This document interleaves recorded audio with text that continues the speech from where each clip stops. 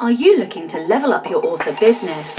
Are you pounding your head against a wall, wondering what your next step should be? Then join me, Daniel Wilcox. And me, Sacha Black, as we haul ass each week in a bid to level up. Level up!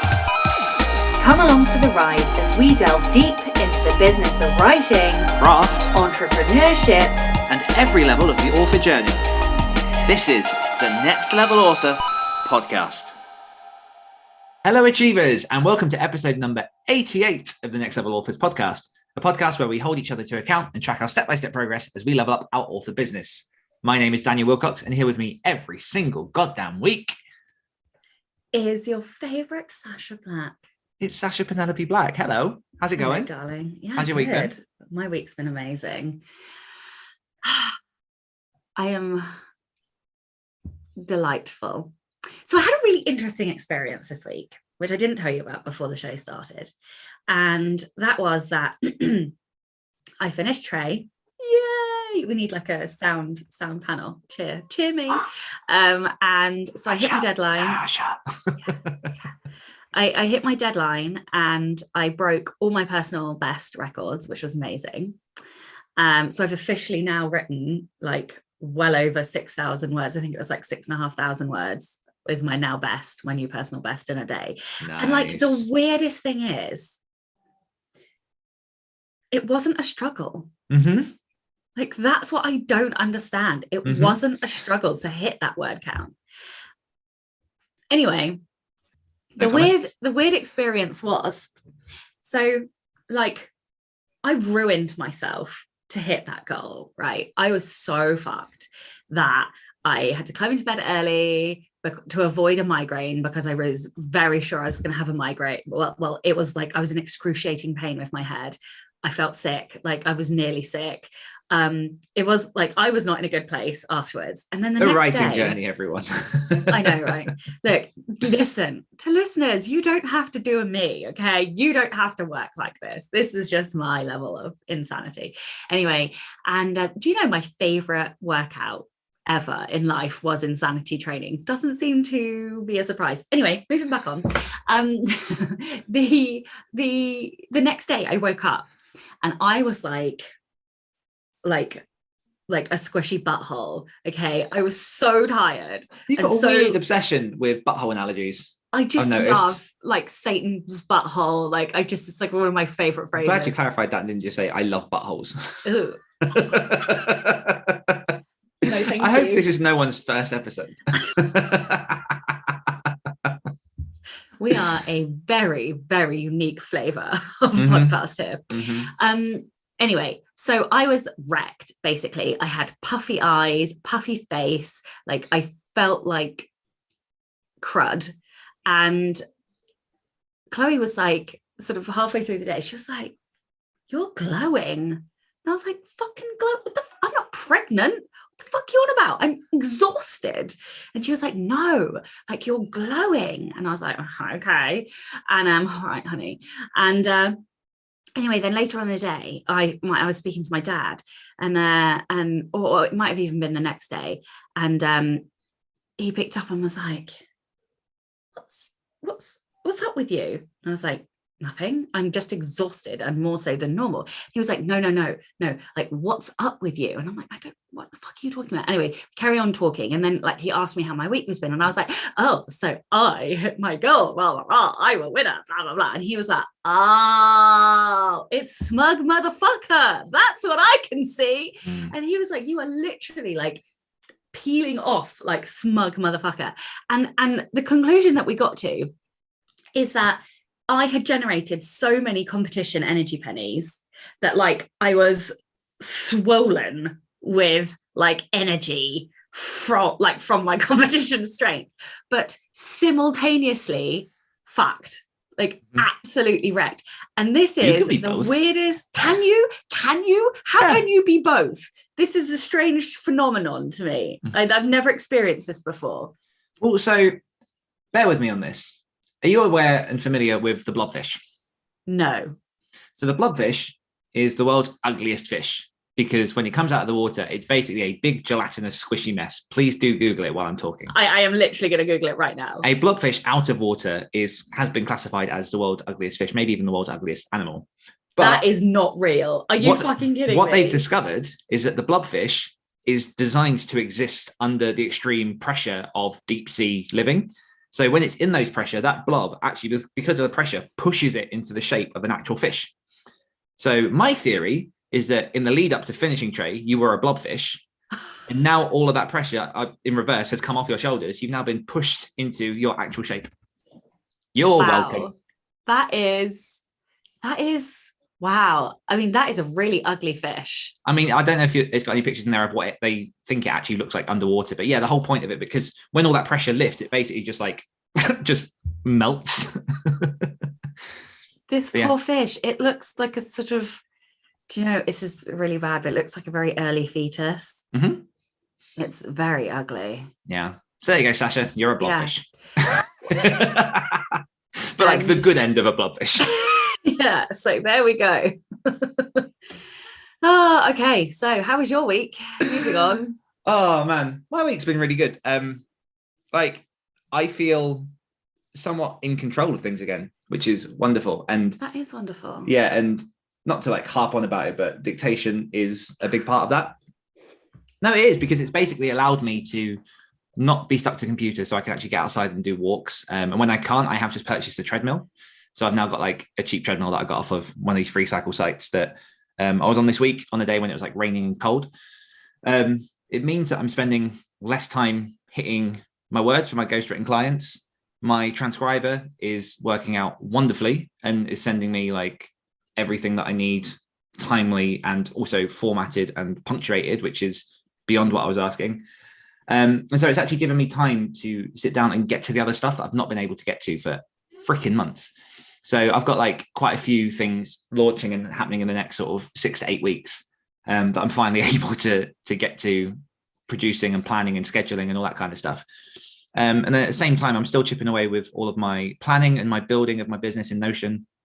I'm just chipping away at it. Which, can I just say, is very impressive. Mm-hmm. And you saw the early version, like it's grown massively since. It's very impressive. Yeah, but what's really nice about it is just the fact that, like I say, it's so much more customizable.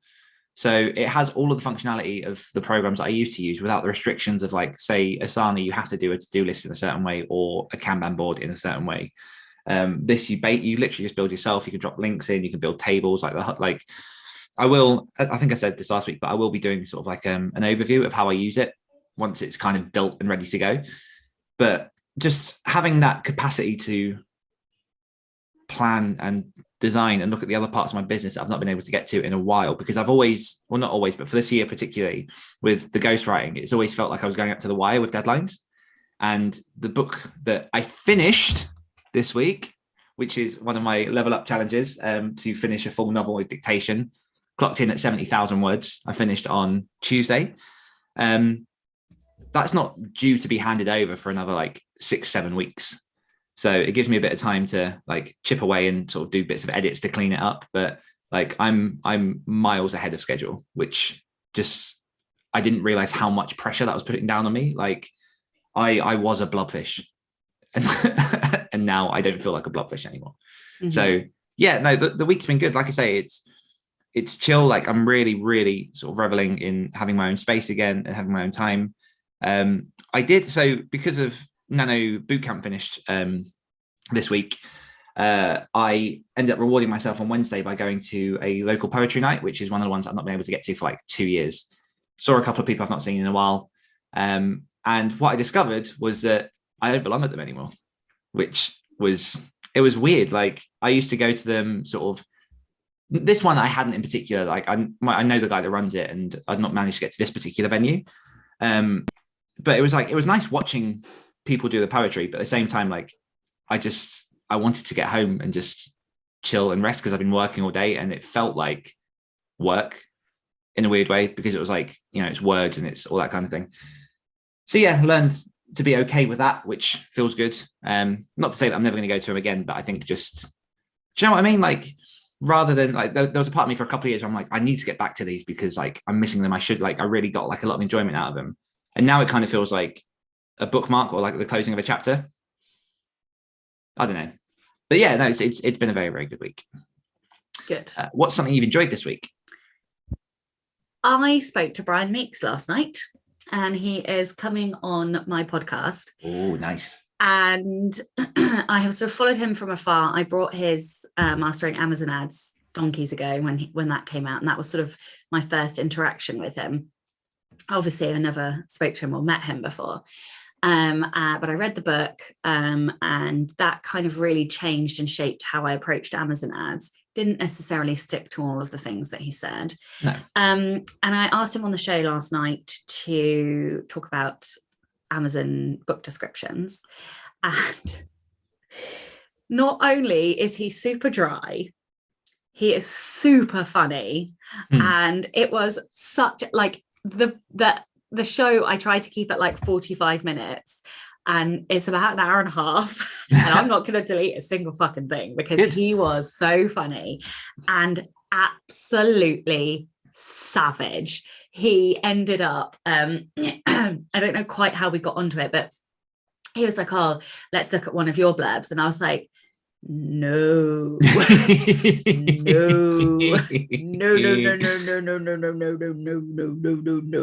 And I was like, I have only ever written one blurb. I was like, it's crap. I'm already aware that it's crap. I was like, we don't need to. You've only ever written one blurb? No, like for that book, like it's just the same blurb that I put out like 5 years ago, 4 years ago. I'm with you. Yeah, like I haven't changed it. I haven't ever done anything with it. Like I know it's rubbish because I wrote it that long ago, and you know we've all improved. And he was like, no, we're going to do this live, and I was like, I don't think we should do that.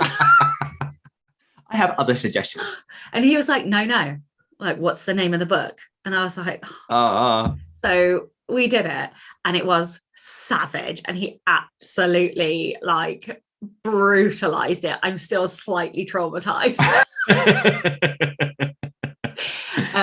But he was just fantastic. And the other thing that I really loved is that I could tell that he has top 5 consistency just from like the way that he was talking. And we had sort of a little bit of mini chat about strengths, and he was just so funny, and he was so harsh, but it was brilliant. And like, I think everybody, like, I really hope, because I know that people don't tend to listen to the longer podcast episodes just from like the stats, but I really hope everybody listens to it because it was so funny. He absolutely brutalizes me, like on more than one occasion as well. Like, and then he goes through like, and we were talking about ads and how I like mostly do it by intuition, because like I see my stats every day, like for sales, I check my sales and then I cross check. But he was like, no. He was like, no, like you need to do it on the. He was like, well, do you like money or not? And I was like, it was just like the best episode. Like, I hope that other people feel it was as good as I felt it was, because it was hilarious. Like, anyway, you'll have to clickbait the title.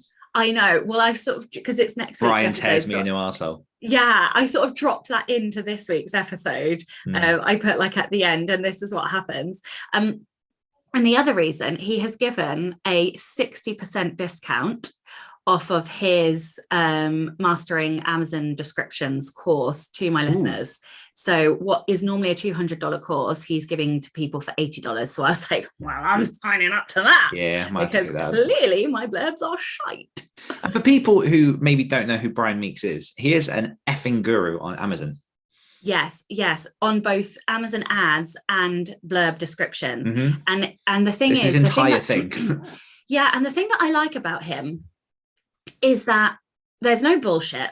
What he does talk a lot, but there is not a lot of me talking in this podcast episode, which is also funny. But anyway, he backs up what he says with empirical data.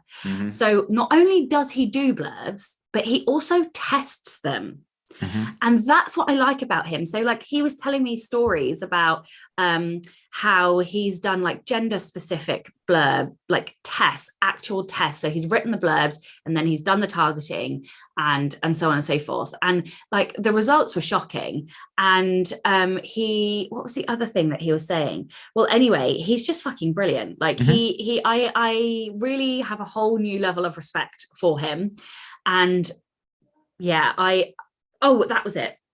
The other thing that he said was he gave a really contradictory piece of advice, which when I thought about it was really interesting. He said, everybody tells you, and this is a very competition, to go and look at your competitors and like see what they're doing. But he said quite often the ones who you go and look at who are doing well in the genre have shit blurbs. But the thing is they already have massive audiences and they throw money at ads and they've got huge back catalogs, so the descriptions don't matter because people are going to buy the books anyway. And I was like, that is very interesting. And he has this very outside the box way of thinking about blurbs, and he sort of gave listeners, or gave me, permission to do blurbs really differently. I don't know. Like, I think I've been very stuck in the box around trying to create a blurb. So, and the biggest bit of I don't, like, I'm telling you the whole podcast episode, I'm going to stop. But anyway, I really, really fucking enjoyed talking to him. And I just thought he was fantastic. And I really hope I get to meet him one day. Yeah. No, I think I'm probably going to grab that course. I need to do a big exercise on my backlist, which is something I'm planning on doing for next year. But that sounds like a really good episode. My thing that I've enjoyed this week is bootcamp finishing, and not because it's over, but because we managed to go past my success rate of completion from last year. Bravo, darling. Well done. Last year we had 78%, and this year we had an 80% completion rate. And like, as a reward, I basically told people that, you know, if the entire group can get over 70%, then I'm going to give them a free month of activated authors for December. So I've got like a bustling group of eager authors that are just having fun over there. And just, I think, I wouldn't say that I like learned lessons in bootcamp, but what I did do was reconfirm the learning from last year, which is that the only thing standing in the way of people completing Nano is belief. Because there were so many people, or like a big chunk of the people in the group that started out at the beginning of November, end of October, saying, I'm a slow writer, I'm not going to be able to do it. Or like they got halfway through Nano and they were sort of like behind where they wanted to be. And all they needed was a few good writing days, and then they just streamed towards the end. So like we do celebrations every time someone passed the finish line. And it's just nice watching that like just slowly grow more and more frequent through the month as more and more people passed. And even the people that didn't quite hit Nano managed to hit their best months. They managed to like beat what they did in Nano last year. They managed to get like their best word days. And just, I think for me, that's like the real magic of Nano, is like, it's not even about the 50K goal. It's just about setting a new bar for yourself and showing yourself what's possible. And the entire thing it all hinges on is just the belief that you can get there. The minute people looked at their stats and went, oh, hold on, if I keep doing this, I'm going to hit it. Like, it just went. So I'm very, very proud of everyone who got involved. And I'm already sort of looking at the planning for next year and how that's going to work. So yeah, my brain just then was like, we should go down an input hole of like belief psychology. Like we should study all about that. And I was like, Sacha, stop. Input, you're really sweet, you're very cute, but no, like we have stuff to do. But like deep down in my brain, I'm like, I want to know all about that. Yeah, because what was your highest word day before your 6K? It was on that Saturday that we did with you back in April. So I had previously, sorry, I'm opening spreadsheets. That's what people can hear clicking. Previously, I had a 4,000 word day. I can very easily average 2 to 3,500 words. That is like, that's not that hard for me to do that. And then in, was this my biggest word count day? Yes. Yeah. I got a 5,346, but then, oh no, that's revision. Sorry. Why is this? 6,146. So that was the one and only time that I had gone over 5K. That was April. Yeah, that was when it was. And then I got 6,513. But let me caveat that the previous highest fiction word count in a day was 4,100. Yeah. So I went from 4,100 to 6,500. Yeah. Non-fiction is slightly different. Yes. It's slightly easier for me to get higher word counts if I have done the thinking and I know what it is I'm saying in that chapter. I can just get that chapter down and not stop writing. So those 4 to 5,500 word days are not as unusual for non-fiction. Yeah. Whereas fiction, I'd never gone over about 4,100 words in a day. Yeah, and there are I'd only factors, done that once. Yeah, there are obviously factors to help you contribute to those kind of word counts. Obviously, like you had a very, very strong why and a deadline, and you'd set up your week to achieve this. But I think I would also like to add that not only did I get 6,513 words, the previous day I got 5,006 words. So that is also, I've never done that. I've never written 2 high word count days in a row. Yeah. So it's about setting yourself up, but also I think I know from personal experience that I used to believe that my best I could do in an hour was like 800 words, because that's what it was when, I was back in like 2016, 2017, I was doing it before work. And then, the last few weeks I've been hitting 5,000 word hours with dictation stuff. And it's just, you grow, you develop, but it is that belief of like, oh, I can achieve this. So all of the weight that was there just goes because you know that you've done it and you've proven to yourself. Like one of our boot campers was on our activated author Zoom sprints yesterday, and we were asking how they were getting on, and they were like, "Oh, I've written about 2,500, but I really wanted 3,000 to 5,000 words." Her average word count before Nano was like 1,500, 2,000 at best, and like just how casually she was like, "Yeah, I'm really going for 5,000." Just was like, it's just belief, it's just change, and also a big change in genre. But yeah, I could talk about that for hours, so I won't. Quarterly confessional. So Sacha will read 30 books this quarter. Yeah, I'm going to look at your list now. Yeah, sorry. While you look for that one, you've done your logo. I did. You've kind of got your plan for a series of masterclasses because you're doing 2022 planning. Yeah. And the other one was edit accepted anthology stories. Yeah, so that's happening next week. I think I'm still on the same as last week. 1, 2, 3, so 5, 10, 15, 16, 17 books. I don't think I've read any more since last week. The reason for that is we were reading this for my masterclass, my patron masterclass, and it's one of the worst books I've read in a really long time, and I have tortured myself for a week trying to get through it. And I'm about 150 pages in, and I just can't go on. So, and thank God, 3 or 4 of my lovely patrons who have also read it have also hated it.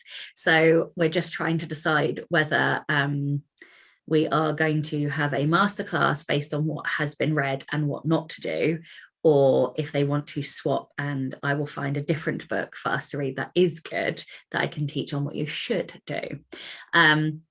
So yeah, we're just trying to pin that down. But the result is that I basically haven't read for a week, but also I was trying to finish Trey. So, also bad books do that to me as well. Oh my God. Like it really puts me in a hole, and I really worried because I was like, I now need to read like 16 books or something ridiculous this month. No, I think I have to read 13.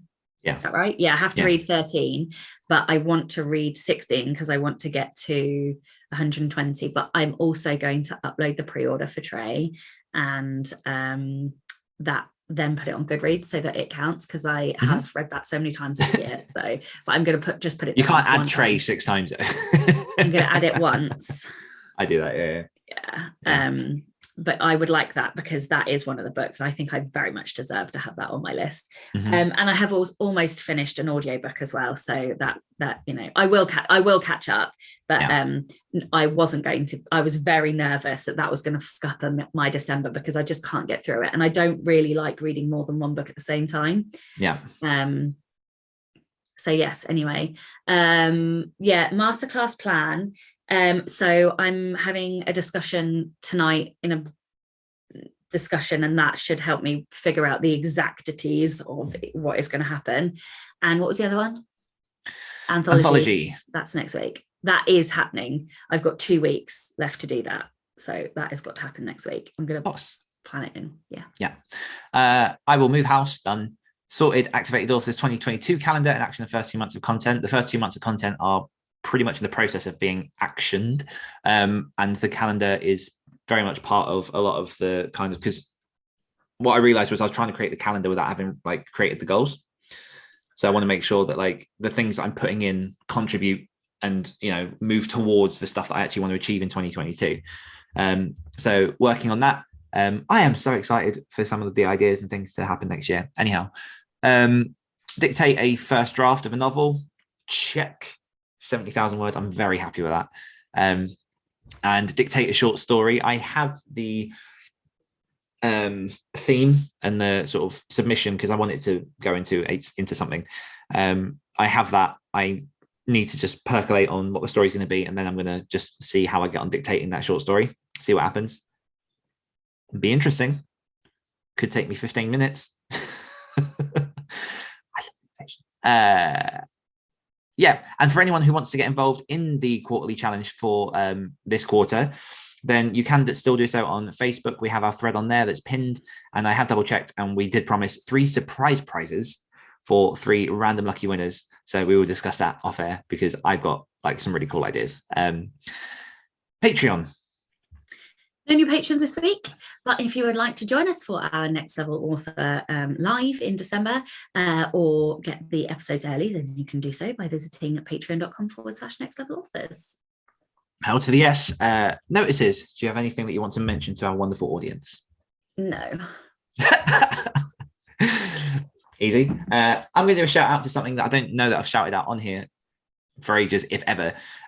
For anyone who's interested in finding out how to collaborate with other authors, I have written a book called Collaboration for Authors, which takes you through all of the journey from how to find a collaborator to how to set it up in a way that, you know, it's maximized for success, and all through into actual tactical information on how to manage a collaboration.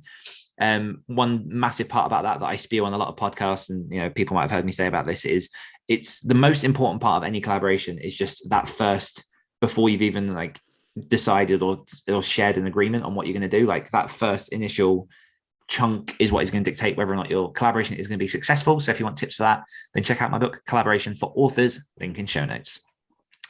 Level ups. Level up. I'm going to swap screens. Okay, so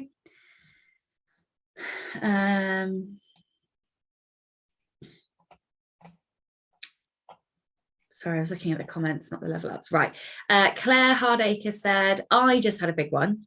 After writing for years and publishing for 3, I handed in my notice at the day job yesterday. I'll be writing and doing my author services full-time from the beginning of January. Can I just say, Claire is an absolute sweetheart. I love her. I think she is amazing. She's so lovely, and like I just think she's such a lovely human, and she deserves this so fucking much. I have had the pleasure of meeting Claire on a number of occasions, and I just, you know, when you know somebody has worked their arse off and really fucking deserves this win, she really fucking deserves this win, and I'm just so happy for her. So yeah, congratulations, Claire. What's next? Comments. Yep. Hang on, let me scroll down. Right. Carrie Hadiski says, since I still have a part-time job plus parent life, it's a juggling act. We do have a pretty good routine in terms of fitting in my work time. I work during nap time and when my little one goes to daycare, and then in the evening after dinner. Now, whether I'm productive, well, we did have a complaint, Dan. There were no outtakes from last week. So correct. Emily Han noticed that there were no outtakes and said that she was deprived. And of course, that we were just, I think we were both shattered last week and just weren't feeling very funny. So we will endeavour not to do that again. I do apologise profusely on the behalf of our lack of humour. Emily continues to say, current job sucks sometimes, but I'm comfortable working from home and appreciating the paycheck. I hope to someday soon be a full-time self-employed creative. Michael Nasberg said, when I quit my job, my old job, it was good. When I celebrated my first full year as a full-time author, when I celebrated my first full year as a full-time self-employed author, and she wants to narrate audiobooks. It was really good. When I made more as an author than I did in my old job, it was amazing. However, when I released a book that flopped, it was ugly. When I released another book that flopped, it was really ugly. When I got burned out and felt no motivation to write, it was extremely ugly. And trying to figure out next year's health coverage as a self-employed author is unbelievably frustrating. I'm so jealous of Dan and Sacha and anyone who lives under a universal healthcare system right now. Yeah, and I have to say we are very privileged to live in that situation. I'm just going to do one more. We did have comments from Edwin and Renee as well, but the last one I'm going to read is from Josie, who said, loved the podcast and particularly appreciated the note around how this is a lifestyle and therefore can become all-consuming. When Sacha first said that, I was like, hell yeah, I want my lifestyle to be a full-time writer. But as you kept talking, I did try to really sit with that notion, and especially the ways in which it may affect others around me, which it definitely does. Yeah. I've got a good balance with my current full-time job, which has allowed me to do writing on the side. And when I become a full-time writer, I do want to maintain some type of balance with the writing and other aspects of my life, but I may be surprised about how challenging it actually is. And trying to go into it with all eyes open. That's what's so great about your podcast and others. I feel like you do a good job of showing the good, the bad and ugly each week. So thank you for that authenticity. And I loved that comment because I really feel like I don't want to be like a Debbie Downer ever, because I've got so much to be grateful for and my life is fucking amazing, but it's also really fucking hard. And I don't want people to come into this life thinking it's all sunshines and fucking roses and boobs. No job is. It's not, exactly. Yeah. So yeah, I think it's really important that we do show the good stuff and, the stuff that's tricky, because it's a good balance of both. Yeah. I did have a conversation with some people about this yesterday, where it's like, you kind of come to the realization that although you can obviously be a lot more creative in, being self-employed writer, author, there is the cash side of it and the sexy side of it. So the cash side is the stuff that you really do have to build up to a point in which you can then do the sexy side. Yeah. Like there are just, money has to happen basically. Otherwise you can't do this. Question of the week. Are you ready? No.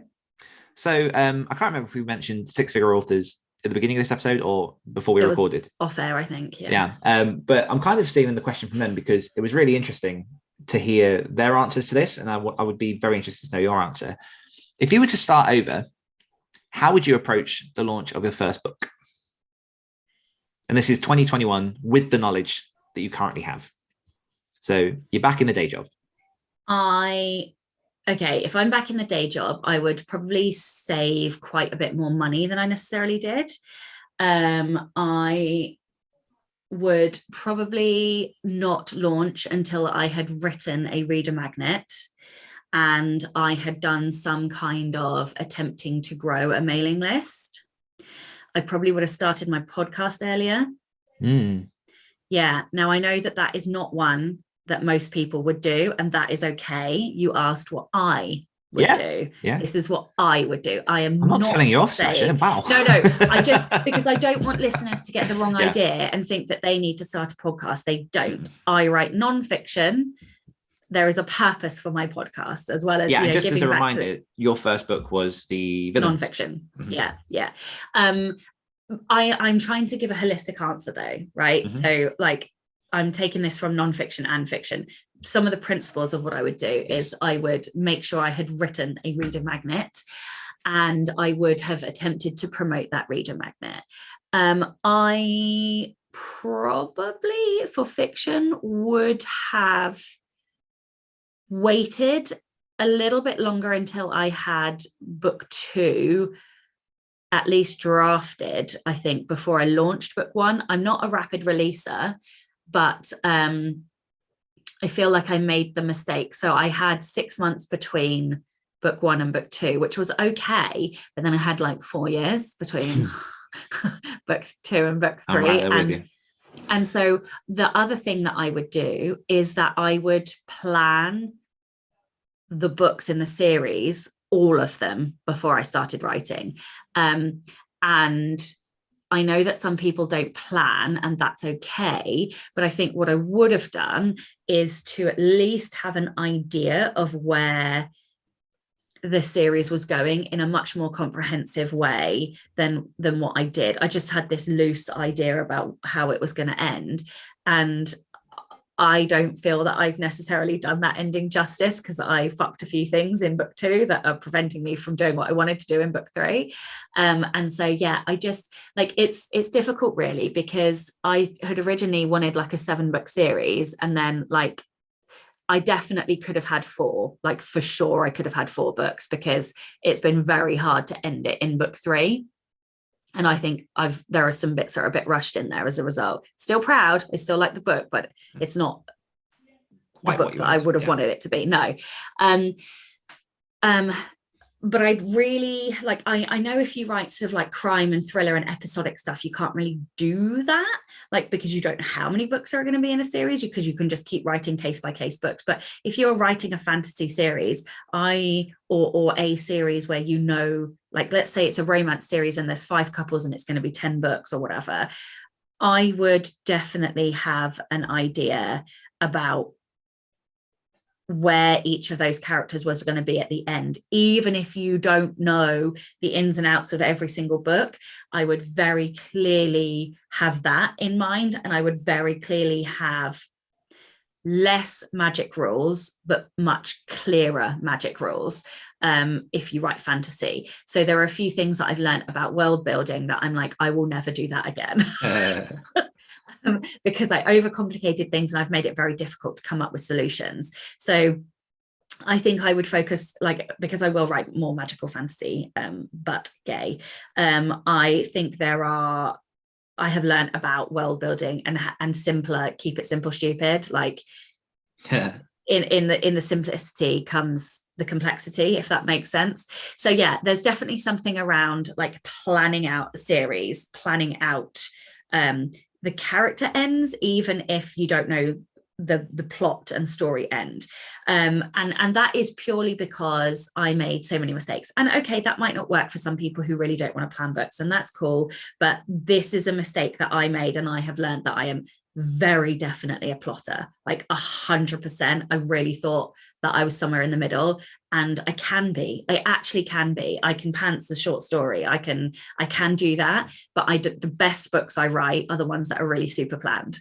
So that is a lesson from me. What else would and so I appreciate you asking about a launch, but actually I feel like these things are pivotal. Exactly what I thought you would. Yeah, like I feel like these things are pivotal to not just a book 1 launch, but like a strategy and a business, like if you're coming at this launch with a career, you know.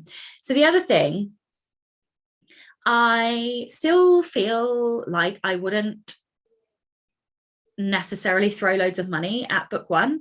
I still feel like I still feel like the journey that I've gone on with that is the right one, in that I won't really ever throw money at stuff until there's 2 or 3 probably books in a series, or books in a genre.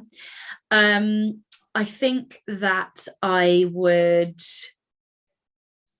when I have those 3 books, I think I would just throw books out until I got to number 3, and then I would be more consistent with marketing and promotions. But then, like, still, yeah, isn't it funny? I feel like I would do a lot less than what I actually did, because this for me is really about book 3. And I know that's horrible, that's so discouraging to people, but it is about, like, you can't make a return on your investment on book 1. Well, you can, but it's unlikely. It's difficult. Yeah. So the other things that I would do is that I would, and I do this anyway, but I would go, sorry, like my brain is, I'm just like intellecting about all the things and trying to work out how to say what I'm trying to say. I would go niche. And I would do more understanding in that niche. I would look at authors. I would know more information about that niche and about competitors. I would know exactly what those authors are doing, how they're doing it. I would know, I would have checked weekly ranks.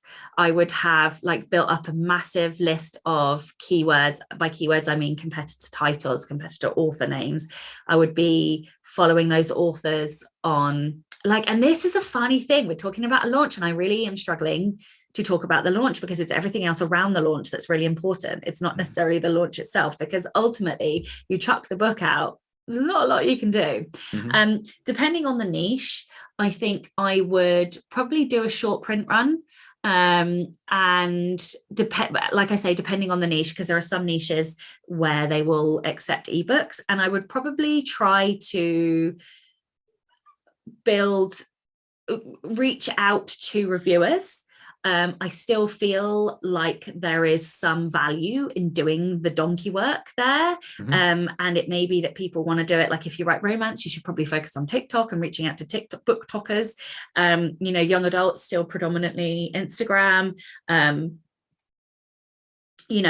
I would, I think I'd do a lot of the same things, but I would just be slightly more organized. I would know more.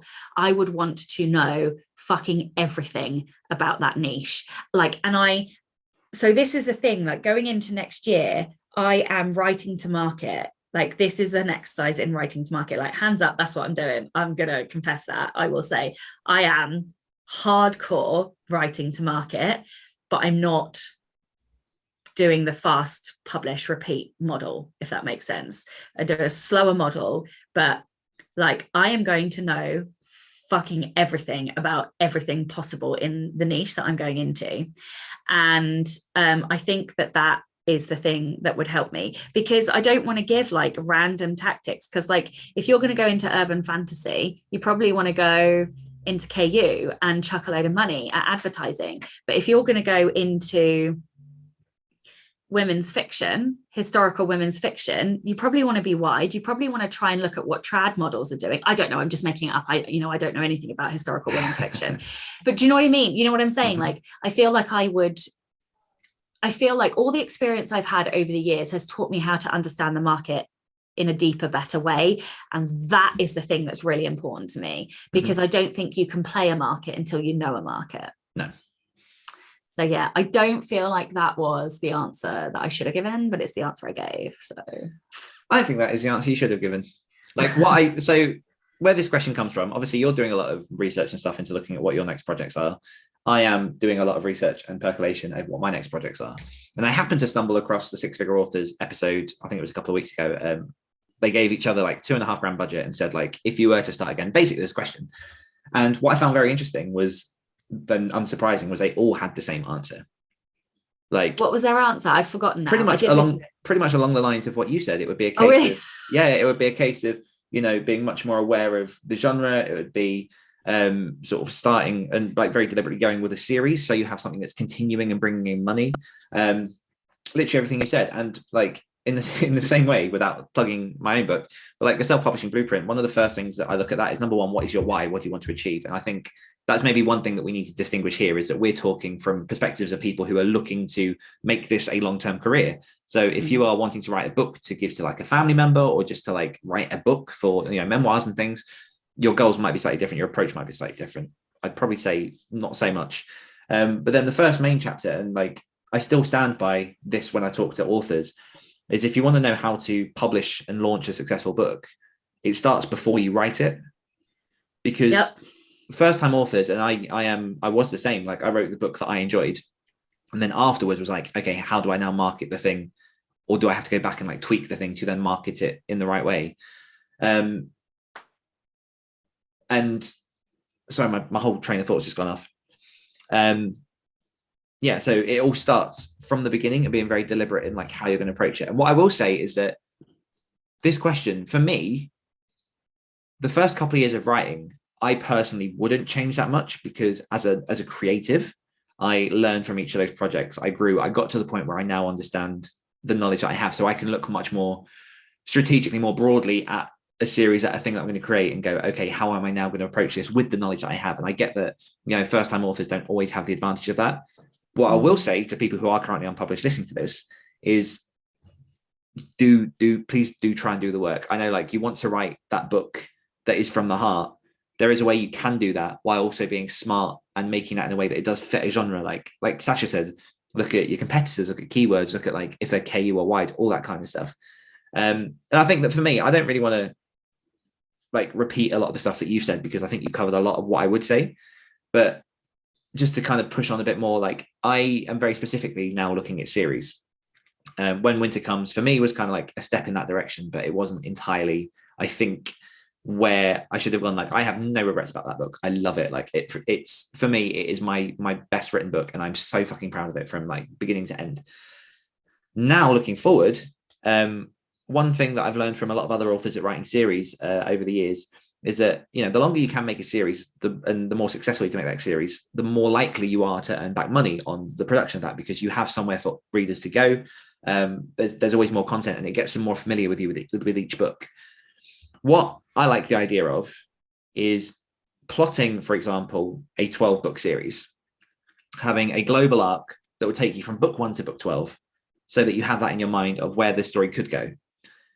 You then split that 12 into 4 trilogies with an idea of, like, obviously heavily outline the first trilogy, and then have an idea at least of the next few trilogies, kind of like what you were saying, like knowing where it was all going to go in the end. Because we did not do that with The Rut.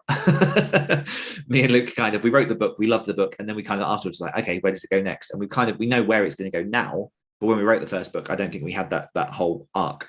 And then what I'll likely be doing is looking at the trilogy, writing a trilogy before I then publish that trilogy, publishing it, not rapid release model, but relatively close to each other, so that it can at least start building hype, and then looking at how successful that trilogy is. If it looks like it's gaining momentum, if I'm happy throwing money at it and doing things and seeing that it's moving in a sort of positive direction, then looking at books 4, 5, 6.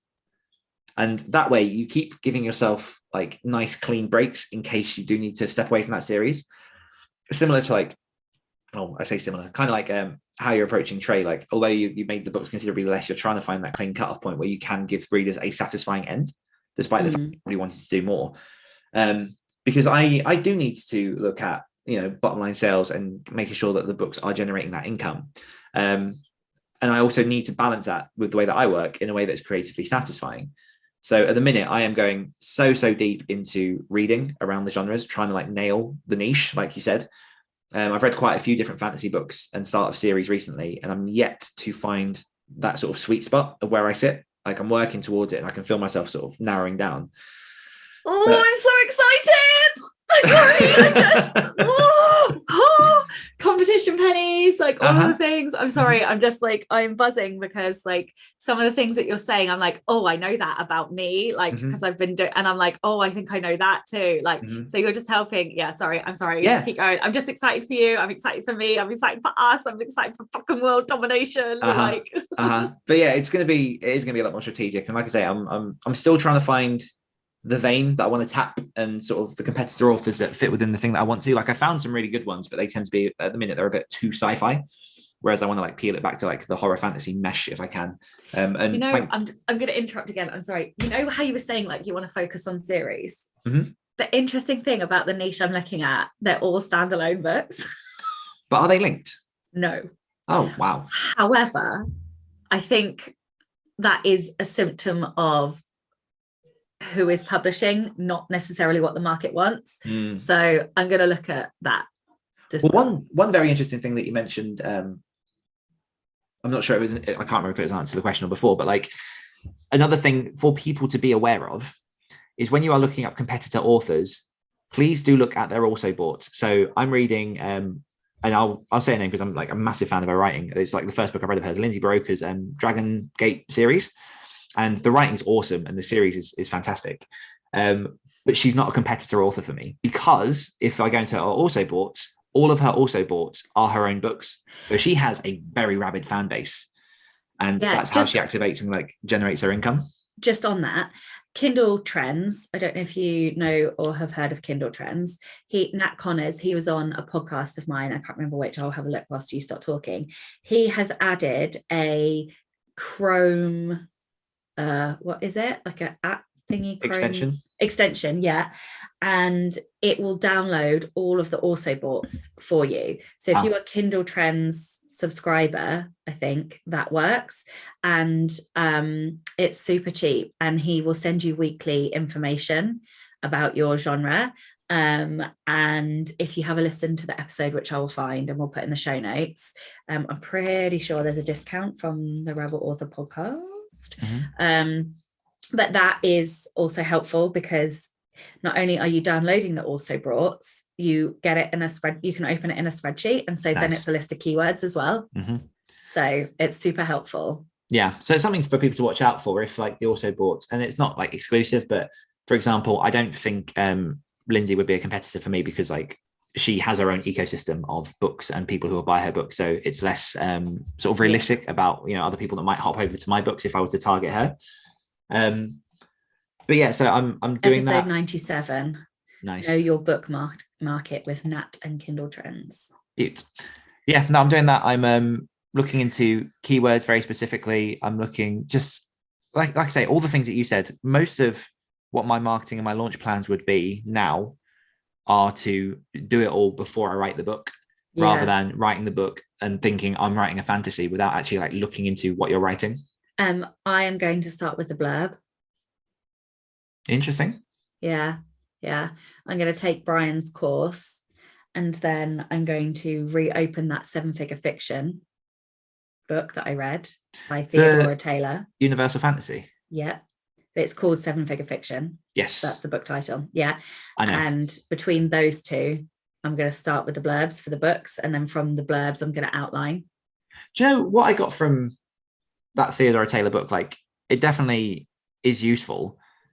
The big takeaway I got from that, which is kind of my approach anyway, is find what it is in your story that relates to the human experience. Like, give readers something that they can really connect with on like an emotional level.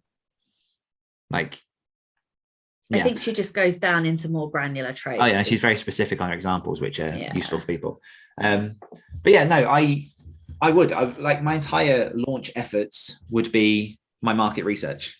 Yeah, that's it, because that's where I'm going now. Like, I am approaching writing my first sort of like big series is in a different genre, and a lot of what I'm doing is just trying to find that crosshair, that Venn diagram of what will I enjoy, because you know it's stuff that I genuinely enjoy, what also is selling, so that I can, you know, give myself the best chance for writing a book that I enjoy writing that sells. And you know, a lot of that is looking into covers, a lot of that is looking into competitor authors, a lot of that is looking into sort of like prose styles, POVs, tenses, all of that kind of stuff that is specific to that genre, tropes. Like, knowing all of that before you then write a book, like, it seems weird that I didn't do more of this in hindsight. But yeah, and also just for me, I was just gonna say, I stood at my fridge this morning just before we came on air making a coffee, and the thing that I said to myself was, what else do you need to know? Yeah, that was literally like the last thought I had before we came on air was, okay, Sacha, what else do you need to know about this genre? Like, that was literally, and I'm like, I love that you asked this question because it's so relevant to what I'm doing right now in the background. No, I want a solid list of authors that I can compare to that are doing well and doing things that like I appreciate and would enjoy doing. I just want to funnel all of my energy right now into research before I even write the book. And like, I know that the book writing process, like, it will probably tail off and, you know, take its own direction as it always does, but just everything at this point to try and, because like I say, I speak to a lot of first-time authors who you ask them what genre they're in, and they will say like, oh, fantasy. And then you go, okay, can you be more specific? No, it's just fantasy. I'm like, that's not like the best way to approach that, because there are lots of different fantasy books, as I'm definitely sort of learning more of now, like more niches that I was unaware of. And I know a lot of people who do hit that 7-figure or 6 or 7-figure by tapping the vein and finding particular niches. Yeah. The other person I'm going to give a shout out to is Alex Newton from Palettix. So Palettix and Kindle Trends are two data analysis companies that try to turn complex data into simple, understandable, digestible information about genres for you. The thing that I will say is they both focus on ebooks. Not all genres dominate in ebooks. There are some genres that dominate in paperback. And it is a myth that indie authors can't sell paperbacks, just to also add that. However, they do sell paperbacks. Yeah, there are some authors that I know that sell more paperback than ebook. Adam Croft is an example. He is a very, very well-off, very, very successful author, and he shifted in the last 2 years to paperback and has like his own essentially publishing print distribution system because he went niche, based a crime series on the Rutland Police Force, which is the smallest county in the UK. Very fucking clever guy. And the Rutland Police Force very much appreciated that. And all of a sudden it's gone so local that it's in all the local bookstores everywhere I go around here, because I live near there. I thought that was nearby. Yeah, it is. Yeah, it's fucking everywhere. And it clever, very fucking clever boy. But now he sells more in print than he does in ebook, and he was making a fuck bucket of money digitally before that. So you can imagine where he is now. Anyway, the point was, these Palettix and Kindle Trends look at data for ebooks, mostly Amazon, but it is useful data. The other thing that I would say is that it is not all of the data. So you have to take, I think what these reports don't do is take into consideration societal trends. They don't take in the wider impact or the wider desire or anything that you may know by being part of a sector of society. If that makes sense. They're from a particular view and lens, only looking at a certain amount of data. So just bear that in mind when you look. Yeah. So I mean, for me to sum up all the market research stuff, to actually like make sure that I'm hitting the right place when I push that book is like the biggest marketing thing I can offer. I think we should do one thing, because we've talked a lot about market research and needing to know your genre without telling people very tangible, specific things that people should know. So shall we say a list of all of the things that people should know? Yeah. Okay. Do you want to start? You do one, I do one, you do one, I do one. Go. Genre and subgenre. You should know author names and book titles. List of useful categories. You should know book covers inside out, and that means you should know the color tones and palettes that are often used in your genre. You should know whether they're illustrated, whether they're photographic based, whether they're cartoony based. You should know the types of fonts and expectations. Even if you don't know the font names, you should be able to recognize fonts that are similar. You should know placement and layouts. You should know okay, that's probably enough on the cover. Tropes, and I'll give a very tangible example without naming them, but an author friend of mine wrote a lit RPG book and basically spoke to me about it afterwards, in which, so what he discovered about lit RPG books, he wrote a book about a guy who basically could go into a video game but could also come back out of it because of like this sort of VR headset. And it turned out that the lit RPG genre, for the most part, responded much better to people that were basically like brain dead, who were permanently put into the game. So yeah, I know. So in having that option to come out, it basically meant that he lost a lot of his audience that he could have had, even though he was still writing within the bulk of the expectations. That overarching thing was something he didn't know that he learned after publishing, but he could have fixed easily. Yeah. Tropes. I think you should know whether they are trad published or indie published or small publisher, and alongside that, where the distribution between KU and wide for the top 100. Getting granular into tenses, POVs, sort of general location and setting. level of humor, level and style of humor. Yes. And whether or not they even have any. Because there are certain genres that don't really have any, and then there are certain genres that really do. I think pacing. I was going to say chapter length. Yeah, chapter length and pacing is another one. I think that you should have an understanding of ending expectations. Some genres have sad endings, some genres have very upbeat endings, some genres they must have love or whatever, I don't know. The other thing is, like, you must know, if you have romance subplots, you must know what the expectations are for that romance. Like, for example, I learned this week: you cannot have a male cheat. In romance, you cannot. It is not allowed. Hell, even I knew that. I didn't know that. I don't really read romance. Well, I do read romance, but not adult romance. Yeah. So apparently that's a thing. If you're looking to win awards, it's probably worth looking at the different award options available to you before you start writing the book, rather than writing the book and then trying to push it towards awards. I think you should know who the big reviewers are of that genre and who the platforms that they are on. Yep. I think. Sorry. No, I'm getting down to the last ones. Oh, okay. I also. Oh, it fell out of my head. Fuck's sake. I think you should look at the biggest authors' platforms. Do they put anything out? Do they put nothing out? Do they have an Instagram? Are they active on that? Do they do events? Do they do Facebook Lives? Do they have a Facebook group? Do they focus only on their newsletter? What is their reader magnet? I was going to say reader magnets, and start building a mailing list. It's probably again, that comes after you know what your genre is. Yeah. Last but by no means least, I read a book called Marketing a Love Affair, I think it was. Let's have a look. Marketing a Love Story by Bernadette Jiwa, Jiwa, which was recommended by Matt Goodall. And it's a very short book. It was very good. And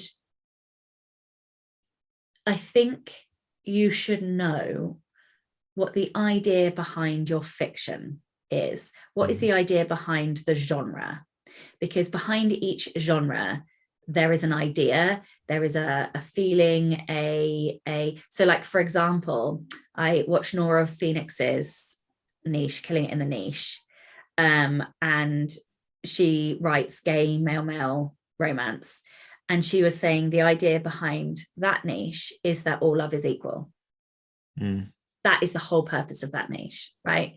So I think you should know what is the idea behind your category, your sub niche, your genre, because I think that will help shape your writing.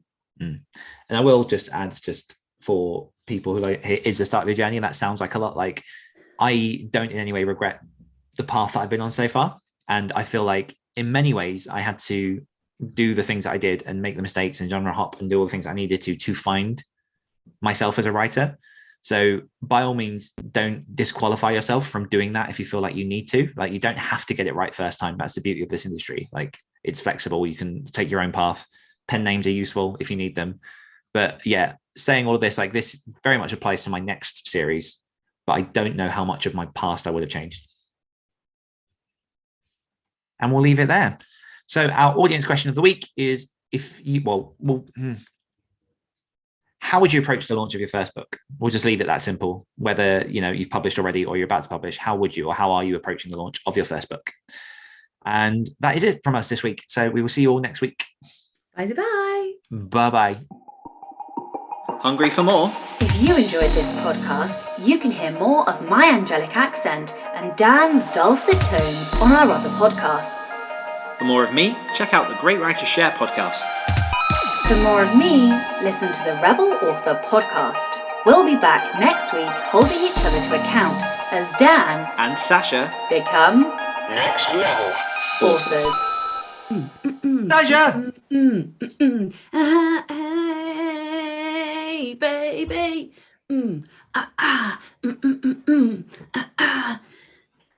Yeah, I'm out. I have no idea what the fuck just happened, but I loved it. every I single know, goddamn just second.